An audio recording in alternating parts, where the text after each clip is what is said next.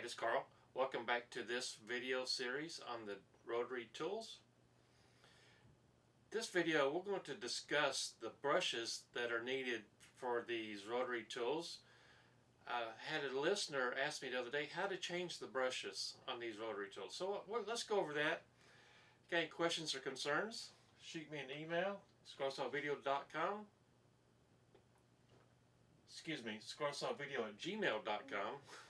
Sorry about that. Or leave a comment in the section below. I appreciate you watching.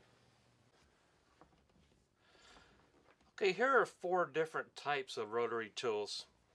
There's no special reason why I picked these except for one, and the reason is because they're all different colors. That's the only reason why. We have the Toolux, we have the OEM tools, we have the Hyper Tough, and we have the Dremel Model 4000. These two I purchased off eBay or Amazon, I cannot remember, but these were under $20 each. The Hyper Tough I purchased at Walmart, and it was under $19. With these came with accessories. And this is the Dremel 4000. I've had this for several years. Very dependable rotary tool. I would encourage you to watch my previous reviews on these 3 tools. And besides the Dremel, the OEM tools would be my favorite of the 3. Then the Hyper Tough, and then the Toolux. So, talk about the batteries. Excuse me, not batteries. Talk about the brushes. If you look at your rotary tool, you'll see these 2 little screw knobs right here. There should be one on each side. This one has one here, one on the bottom. Same as the OEM tools, one on each side.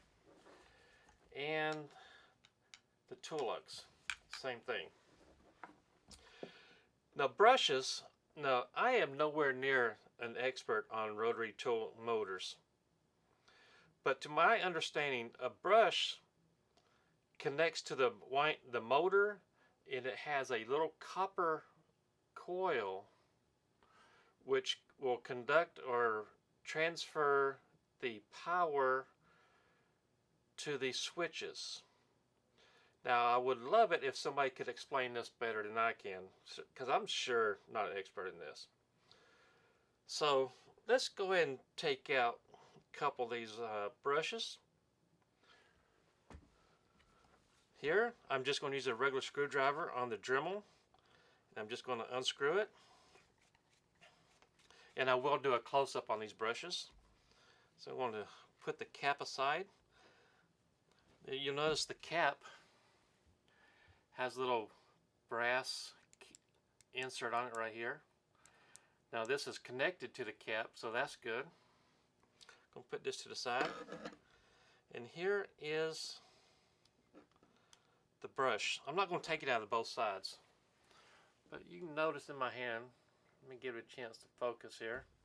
Now this would be the part that touches the motor, and this would be the part that will pull the electricity to the cap, the little brass piece on the cap.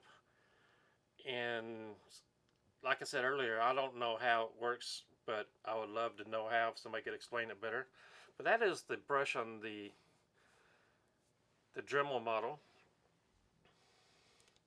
I'll try not to get these mixed up. Now these other models, I'm going to have to use one of these wrenches. This commonly comes with these tools here. See, it has a screwdriver on one end. So I'm going to pause the camera and remove one brush from each of these rotary tools, and I'll be right back. Okay, I have a brush, one of the brushes out of each side of the rotary tools. And looking at these, I can tell the difference of the quality of brushes just by looking at them.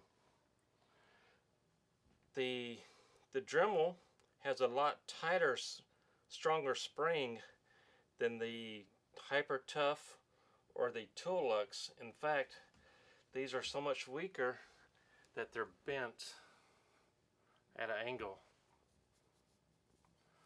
And you'll notice how the copper cap is connected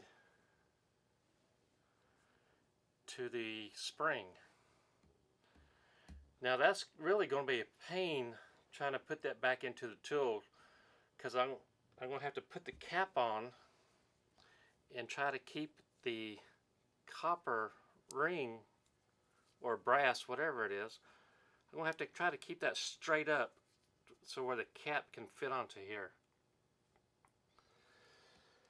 You'll see on the OEM tools, this one's a lot stronger, and the copper cap is inside of this plastic cap right here. Let's see if that comes in better. Now the Hyper Tough is similar to the Toolux,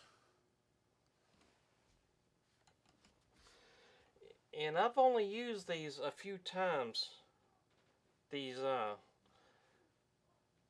ones I bought from Walmart and eBay or online somewhere, and I can already spot,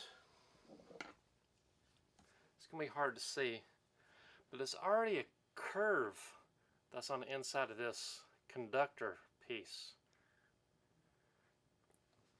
I hope that comes in the camera pretty good. In this Dremel one that I've had for years and years,